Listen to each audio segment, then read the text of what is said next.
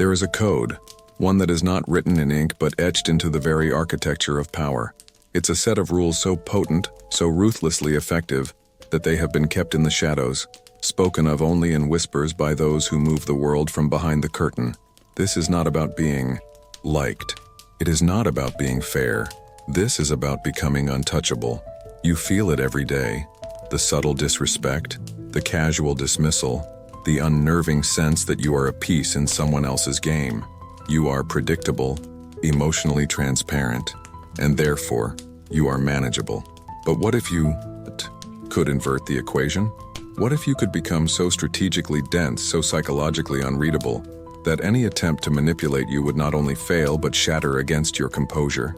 Machiavelli didn't write a guide for tyrants. He wrote a survival manual for a world that respects strength, not sentiment. Today, you will learn the 7 dark rules of that manual, adapted for the modern battlefield of social status, digital reputation, and psychological warfare. Forget what you've been taught. The game is not played on the surface. It is won in the dark. Rule 1. Never defend. Always reframe. When accused, the fool defends himself. The moment you say, "That's not what I meant," or "You misunderstood me," you have already lost. Why? Because to defend is to admit the accusation holds enough weight to require a response. You validate your attacker's frame and place yourself in a position of submission, begging to be understood. The powerful never defend. They reframe. If someone calls you arrogant, a defense is, "I'm not arrogant, I'm just confident." You've accepted their premise. A reframe is a cold, piercing observation. It's fascinating how others perceive confidence as arrogance when they lack it themselves. See the difference? The first is a plea. The second is a verdict. You didn't deny the charge. You turned the accusation into a mirror, forcing them to confront their own insecurity. In the digital age, where accusations fly like arrows, your defense is seen as guilt. Your silence or a sharp reframe is seen as power. You are not there to be judged by them. You are there to make them question why they felt the need to judge you at all. Rule 2. Master the art of absence. In an age of constant noise and perpetual availability, your presence has become cheap. You respond to messages instantly. You are always reachable. You give away your most valuable asset, your attention, for free. This makes you common, forgettable, and worst of all, easy to take for granted. To become untouchable, you must weaponize your absence. Machiavelli understood that what is scarce is perceived as valuable. Withdraw your presence strategically. Be the one who leaves the conversation first. Be the one whose response time is unpredictable. Let people feel the void you leave behind. This is not about playing games. It is about engineering value. When you are less accessible, your moments of engagement become more potent. Your words carry more weight. Your decisions seem more final. People begin to compete for your time, not assume it. They start to wonder what you are doing when you are not with them, and this curiosity breeds a form of respect that constant presence can never achieve. You are not a public utility. You are a limited resource. Treat yourself as such, and the world will be forced to adjust its price. The first 2 rules lay the foundation. They teach you to control your own value and narrative. Now we move outward, into the treacherous terrain of social interaction. Here power is not just owned, it is won. The next 3 rules are your weapons for that battlefield. They are designed to give you an overwhelming tactical advantage in any encounter, making you not just respected, but subtly feared. Rule 3. Let your silence do the bleeding. Most people fear silence. They rush to fill it with nervous chatter, unnecessary explanations, and weak concessions. To them, silence is a void. To you, it will become a weapon. When you are in a negotiation, a confrontation, or simply being tested, hold your silence.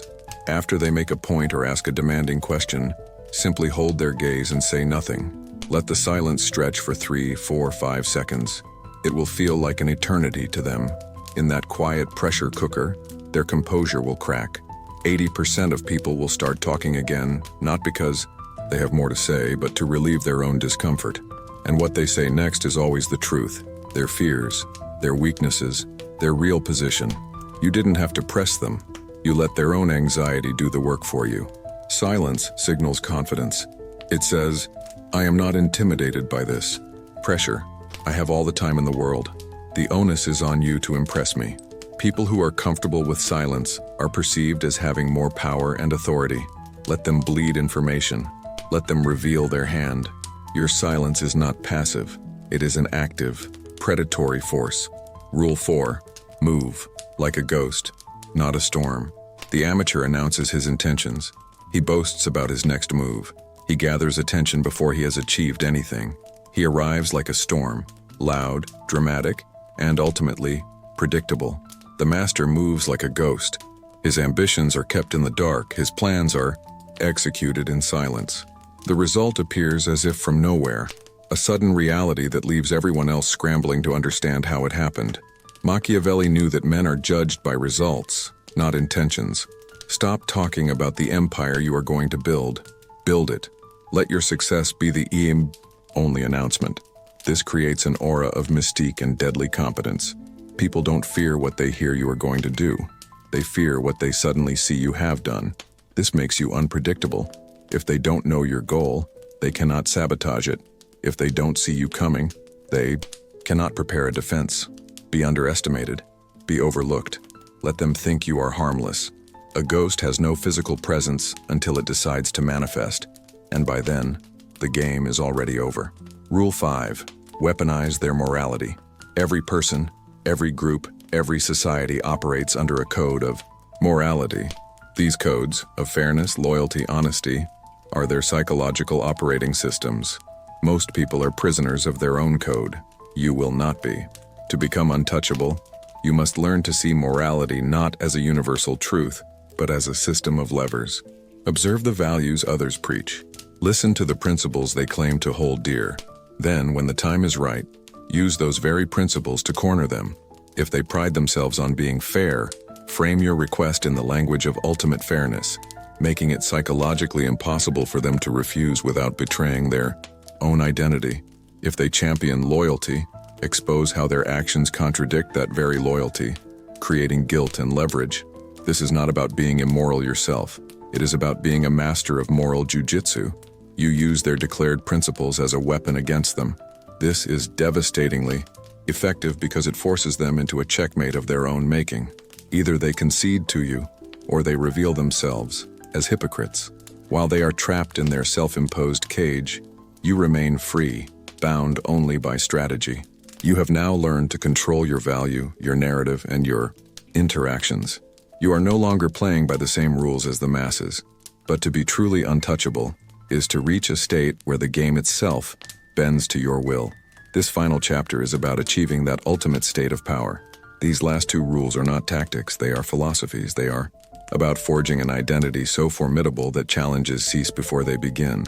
Rule 6. Control the narrative. Control reality.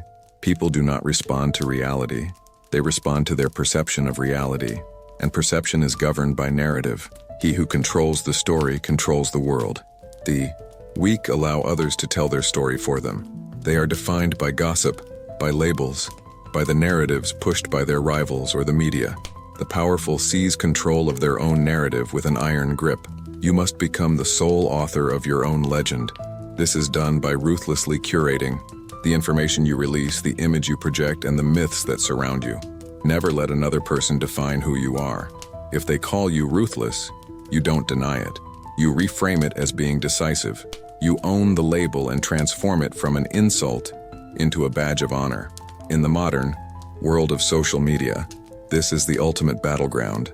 Your online presence, your reputation, is a narrative you are either actively building or passively allowing to be destroyed.